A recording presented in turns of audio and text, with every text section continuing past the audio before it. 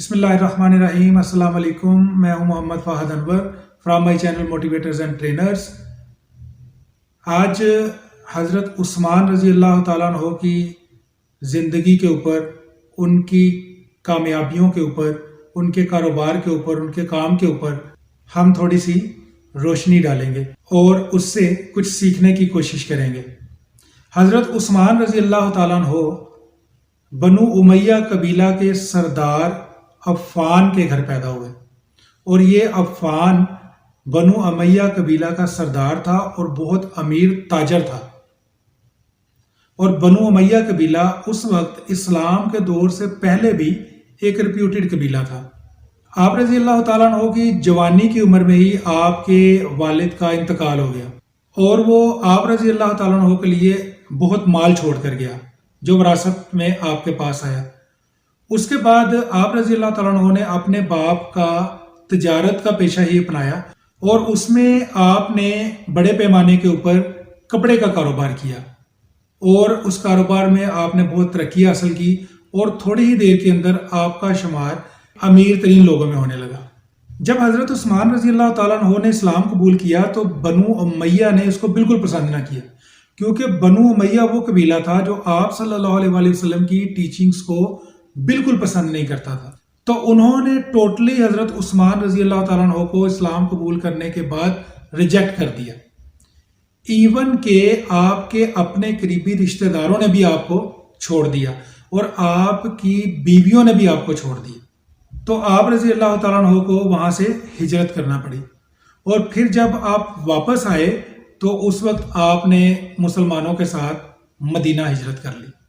مدینہ منورہ میں بھی آپ نے اپنے بزنس کو خوب ترقی دی، اور تھوڑے ہی عرصے میں آپ نے دوبارہ سے اپنے بزنس کو وہی عروج دے لیا۔ جب حضرت عمر رضی اللہ تعالیٰ عنہ کی شہادت ہوئی تو 70 سال کی عمر میں حضرت عثمان رضی اللہ تعالیٰ عنہ مسلمانوں کے تیسرے خلیفہ بنے۔ ویسے تو آپ رضی اللہ تعالیٰ عنہ میں مومنوں والی تمام صفات موجود تھیں، آپ سچے، ایماندار اور راست باز انسان تھے، لیکن ایک خوبی آپ کے اندر بہت منفرد تھی، وہ یہ کہ آپ کا اللہ تعالیٰ کے اوپر توکل بہت مضبوط تھا، اور آپ رضی اللہ تعالیٰ عنہ نے اللہ تعالیٰ کے ساتھ تجارت کرنے کو بڑا پسند فرمایا۔ آپ نے اللہ کی راہ میں خرچ کرنے والے فرامین کو بہت اچھی طریقے سے سمجھا،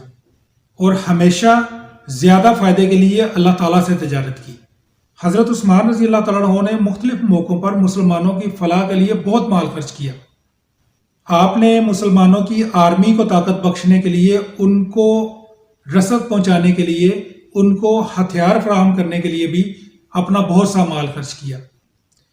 جیسے غزوہ تبوک کے موقع پر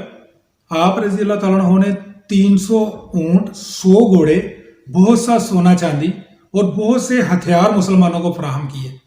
جس سے مسلمانوں کی آرمی کو طاقت ملی۔ اور جب مدینہ منورہ میں مسلمانوں کو پانی کی دستیابی کا مسئلہ ہوا،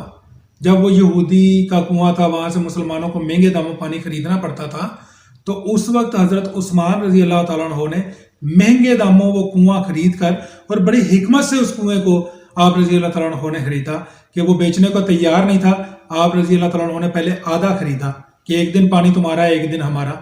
اور پھر اس کے بعد جب وہ باقی آدھا بیچنے پر بھی مجبور ہو گیا تو آپ نے وہ آدھا بھی خرید کر پورے کا پورا کنواں مسلمانوں کے لیے، بلکہ مدینہ والوں کے لیے وقف کر دیا۔ اور آپ کی سخاوت کے اسی طرح کے اور بہت سے واقعات بکھرے پڑے ہیں کہ جہاں آپ نے اللہ کی راہ میں خرچ کرنے کو ترجیح دی بجائے اس کے کہ آپ مال بنا لیں۔ جیسے جب حضرت ابوبکر صدیق رضی اللہ تعالیٰ عنہ کے دور میں مدینہ منورہ کے اندر خوراک کی کمی ہوئی، تو اس وقت حضرت عثمان رضی اللہ تعالیٰ عنہ نے مال کا ایک پورا قافلہ، ایک تجارتی مال کا پورا قافلہ، جو کہ وہ مہنگے داموں مدینہ کے تاجروں کو بیچ سکتے تھے، اور مدینہ کے تاجروں نے اس کی 5 گنا تک قیمت بھی لگائی، لیکن آپ رضی اللہ تعالیٰ عنہ نے یہ کہہ کر اس کو مدینہ والوں کے لیے وقف کر دیا، اس کو مدینہ والوں کو عطیہ کر دیا، یہ کہہ کے کہ میں یہ مال اس کو دوں گا جو سب سے زیادہ منافع دینے کا وعدہ کرتا ہے، یعنی اللہ تعالیٰ 10 گنا دینے کا وعدہ کرتا ہے، تو میں یہ مال اللہ کی راہ میں مدینہ والوں کو دیتا ہوں۔ اس کے علاوہ آپ رضی اللہ تعالیٰ عنہ کی اور بہت سی کاوشیں، محنتیں اور خدمتیں آپ رضی اللہ تعالیٰ عنہ کے دور میں بکھری پڑی ہیں، جیسے کہ آپ کا ایک اور بہت بڑا کارنامہ تدوین قرآن ہے۔ اور پھر جمعہ کے روز 17 ذوالحجہ کو سن 35 ہجری میں آپ رضی اللہ تعالیٰ عنہ کو آپ کے اپنے گھر کے اندر بڑی بے رحمی کے ساتھ شہید کر دیا گیا۔ باغی آپ کے گھر میں نقب لگا کر پیچھے سے داخل ہوئے اور آپ کو اس وقت شہید کیا جب آپ قرآن مجید کی تلاوت فرما رہے تھے۔ حضرت عثمان رضی اللہ تعالیٰ عنہ بلا شبہ بہت عظیم انسان اور بہت بڑے لیڈر تھے۔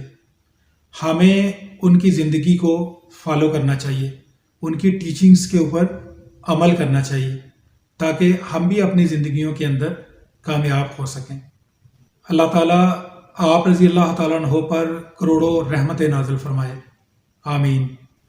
تو دوستو، اس ساری بات کا نچوڑ، اس کا کرکس یہ ہے کہ حضرت عثمان رضی اللہ تعالیٰ عنہ کی کامیابی اور ان کی امارت کا راز تھا ان کا اللہ تعالیٰ پر مکمل یقین اور توکل، اور اسی بنیاد پر ان کا اللہ تعالیٰ سے تجارت کرنا، یعنی اللہ کی راہ میں زیادہ سے زیادہ خرچ کرنا اور اللہ تعالیٰ کے اس وعدے کے اوپر یقین رکھنا کہ اللہ تعالیٰ 10 گنا بڑھا کر دیتا ہے، بلکہ اس سے بھی کہیں زیادہ۔ آپ رضی اللہ تعالیٰ عنہ اللہ کی راہ میں بے دریغ خرچ کرتے اور کہتے